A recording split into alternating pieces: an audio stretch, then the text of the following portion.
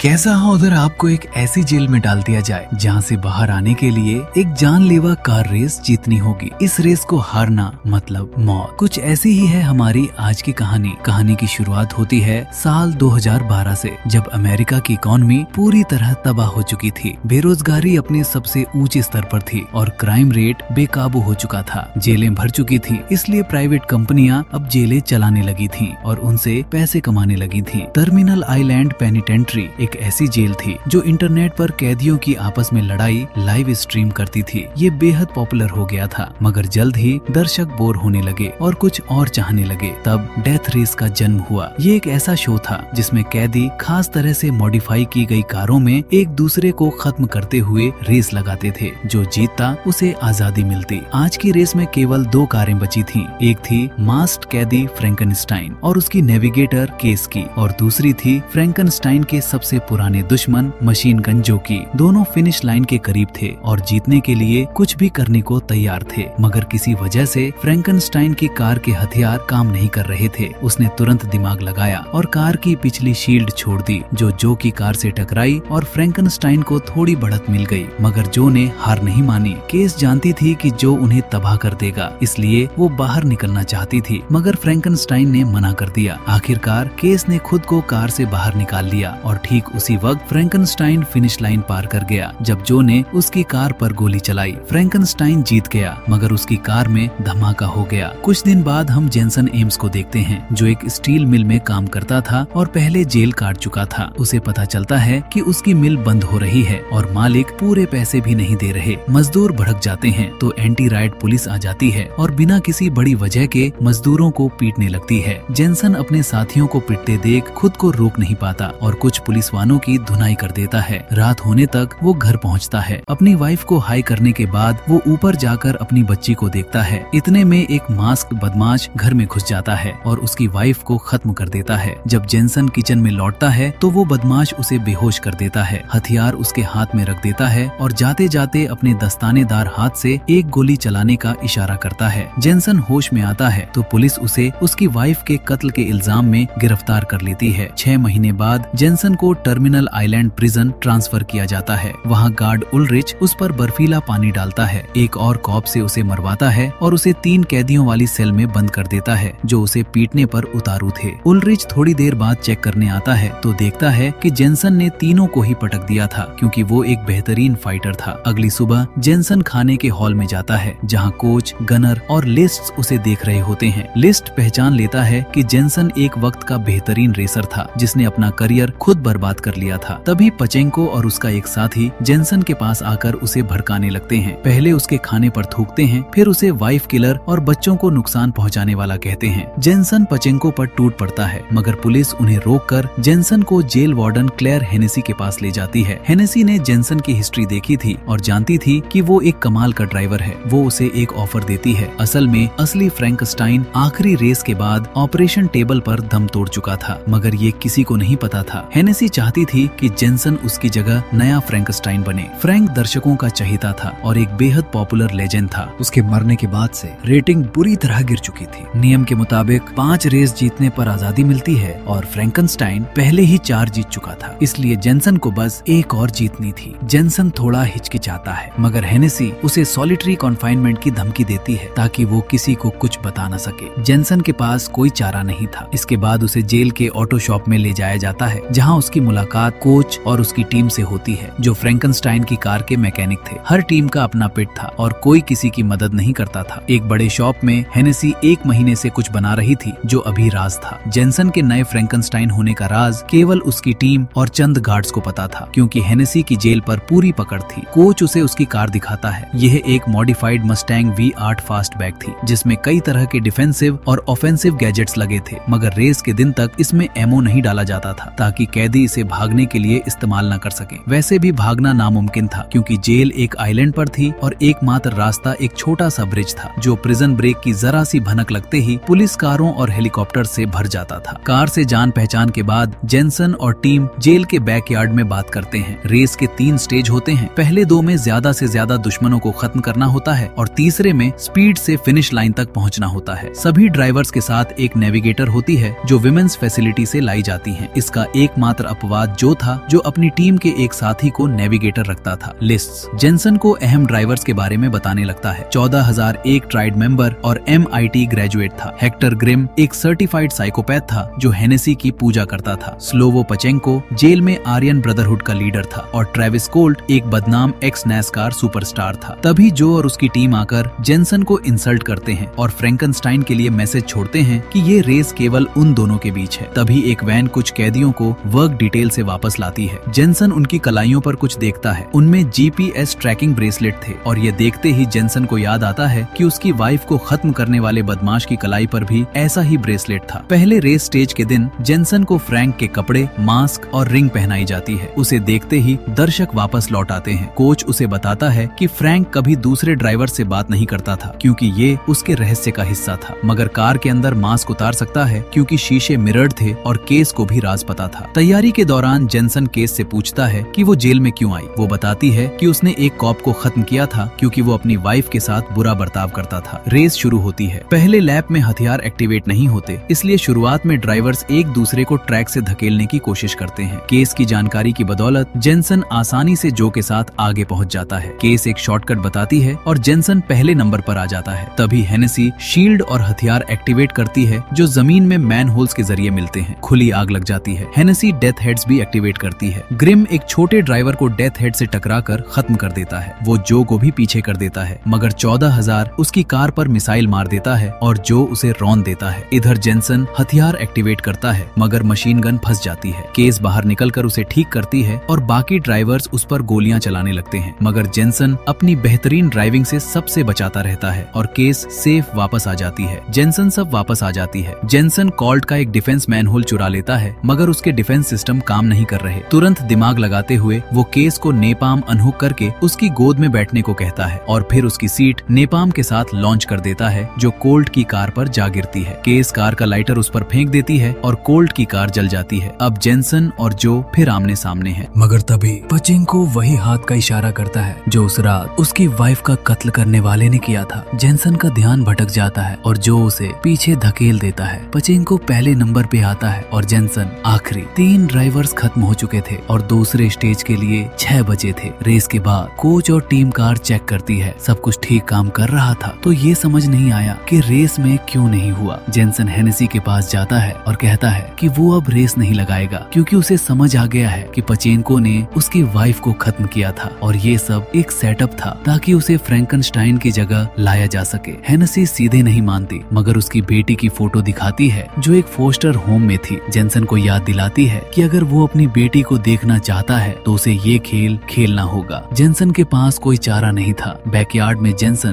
Coach से बात करता है और पूछता है कि उसके नंबर क्यों नहीं है। कोच बताता है कि वो तकनीकी तौर पर कैदी नहीं रहा। 3 साल पहले उसे पैरोल मिल गई थी, मगर वो गेट पार करने की हिम्मत नहीं जुटा पाया। दुनिया बहुत बदल चुकी थी और उसे रेसेज की जानी पहचानी दुनिया ज्यादा सुकून देती थी। वो ये भी कहता है कि उसे नहीं लगता जेनसन ने अपनी वाइफ को खत्म किया। शाम को कार पर काम करते वक्त जेनसन पचेंको को वहाँ से गुजरते देखता है और उसके पीठ तक उसका पीछा करता है, मगर वहाँ पचेंको की टीम उसे पकड़ लेती है। पचेंको उसे कुछ मुक्के मारता है और एक भारी औजार से उसका सिर कुचलने वाला होता है। तभी लिस्ट्स एक पेन से उसकी पीठ में घोंप देता है। जेनसन मौके का फायदा उठाकर जमीन से एक धातु का टुकड़ा उठाकर अपने कैदी करने वाले को घायल कर देता है। उसे और उसके साथी को बेहोश करके वो पचेंको की तरफ जाता है, उसे मुक्के मारता है, पटकता है और कई बक्सों से मारता है, जब तक पचेंको ये नहीं मान लेता कि हेनेसी ने उसकी वाइफ को खत्म कराया था और उलरिच उसे वहाँ लेकर गया था। जब जेनसन उसे खत्म करने वाला होता है तभी उलरिच एक और गार्ड के साथ आकर लड़ाई रुकवा देता है। अगले दिन दूसरे स्टेज से पहले पचेंको जेनसन को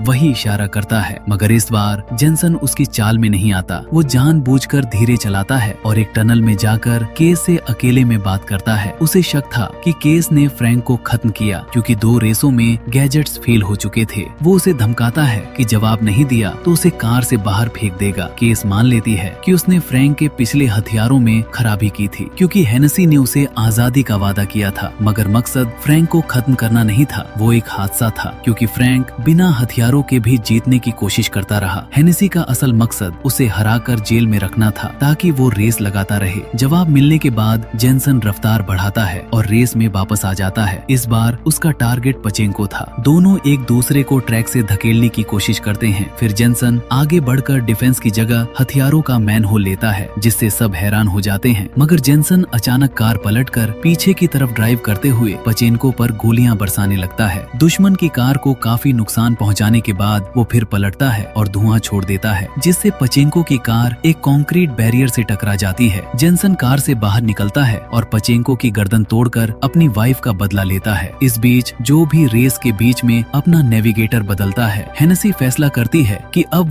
वो चीज लॉन्च करेगी जो वो 1 महीने से बना रही थी। ये था ड्रेडनॉट, एक मल्टी वेपन टैंकर ट्रक। ये ट्रक बेहद खतरनाक था और तुरंत 2 छोटे ड्राइवर्स को खत्म कर देता है। वार्डन का होने की वजह से ये बिल्डिंग्स के अंदर भी जा सकता था और शॉर्टकट लेकर रेस के आगे आ गया। ड्रेडनॉट ने धीरे धीरे 14K के नेविगेटर को खत्म किया, फिर उसकी कार को चेन से पकड़कर उड़ा दिया। अब केवल जेनसन और जो बचे थे, इस ट्रक को हराना नामुमकिन था बिना किसी प्लान के। इसलिए जेनसन लिस्ट से कहता है कि जो कि कार से उसका कम्युनिकेटर जोड़ दे और दोनों मिलकर काम करने पर राजी हो जाते हैं। वो ट्रक के दोनों तरफ से हमले करते हैं। एक ट्रैप मैन होल सामने आता है और दोनों उसके ऊपर से 2-2 पहियों से गुजरते हैं, जिससे चारों पहिए पूरे हो जाते हैं। ट्रैप एक्टिवेट होता है और ट्रक उससे टकरा जाता है। दूसरा स्टेज खत्म होता है। बस जेनसन और जो तीसरे स्टेज में जाएंगे। शाम को जो जेनसन के पिट में आता है और कहता है कि उसकी आवाज फ्रैंक से काफी मिलती है, मगर वो ज्यादा नहीं पूछता। इधर ऑलरिक और हेनेसी फैसला करते हैं कि जेनसन को खत्म करना होगा, क्योंकि फ्रैंकनस्टाइन का मास्क आगे भी किसी और को पहनाया जा सकता है। अगले दिन रेस से पहले ऑलरिक जेनसन की कार के नीचे बम लगा देता है, जबकि हेनेसी सबका ध्यान एक भाषण से भटकाती है। जब वो कहती है कि शायद आज कोई 5वीं जीत के साथ आजादी पाएगा, तो जेनसन को एहसास होता है कि रेसें हमेशा रिग होती थी ताकि 5वीं जीत तक कोई पहुंच ही न सके, इसीलिए आज तक कोई भी नहीं जीत पाया। कोच ये सुनता है और ऑटो शॉप में जाकर उसे ग्रिम की मौत की एक वीडियो दिखाता है। जेनसन को एक आइडिया आता है। वो लिस्ट से कार में एक extra half gallon reserve tank जोड़ने को कहता है और जो के पिट में जाकर उससे फिर मिलकर काम करने को कहता है। जब जेनसन फ्रैंक के कपड़े पहन रहा होता है, तभी हेनेसी आकर उसे रिलीज पेपर्स देती है और एक नया ऑफर देती है। अगर वो जीता तो वो चाहती है कि वो जेल में रहकर फ्रैंकनस्टाइन बना रहे। वो कहती है कि वो बाप बनने के लायक नहीं और एक एक्स कॉन अपनी बेटी को अच्छी जिंदगी नहीं दे सकता। जेनसन कोई जवाब दिए बिना रेस में चला जाता है, मगर रिलीज पेपर्स अपनी जेब में रख लेता है। कार में बैठते ही केस बताती है कि हेनेसी ने उससे भी बात की थी और कहा था कि जेनसन को जीतने से रोके, मगर जेनसन इसकी परवाह नहीं करता। रेस शुरू होते ही ऑलरिक मैन होल्स कंट्रोल करने लगता है ताकि वो केवल जो के लिए एक्टिवेट हो। वो जेनसन पर जल्द ही आग खोल देता है। जेनसन पिछली शील्ड गिरा देता है, मगर जो उससे बच जाता है क्योंकि वो ये ट्रिक पहले देख चुका था। हेनेसी दर्शकों को खुश रखने के लिए जेनसन के लिए एक डिफेंस मैन होल एक्टिवेट करती है, मगर जो उस पर मिसाइल मार देता है। वो बाकी मिसाइलें भी जेनसन पर दागता है। जेनसन उन सब से बचता है और उन्हें एक दीवार से टकराने देता है। ये वही दीवार थी जो ग्रिम की मौत के वक्त पहले ही कमजोर हो चुकी थी। दोनों ने अपने हमले उसी कमजोर जगह पर करने के लिए पहले से हिसाब लगाया था। मिसाइलें आखिरी बार उस कमजोर जगह पर लगती हैं और दीवार में एक छेद हो जाता है, जिससे वो जेल से बाहर निकल जाते हैं। हेनेसी गुस्से में स्ट्रीम बंद करती है और सारी पुलिस उनके पीछे भेजती है। वो बम का डेटोनेटर दबाती है, मगर कुछ नहीं होता। कोच और उसकी टीम पहले ही कार से बम निकालकर डीएक्टिवेट कर चुकी थी। जो और जेनसन ब्रिज तक पहुंच जाते हैं, मगर पुलिस की गाड़ियां करीब आ रही थी। जेनसन अपना प्लान एग्जीक्यूट करता है। वो extra half gallon reserve tank छोड़ देता है जो पीछे की गाड़ियों से टकरा जाता है। एक जोरदार धमाका होता है और आग की एक दीवार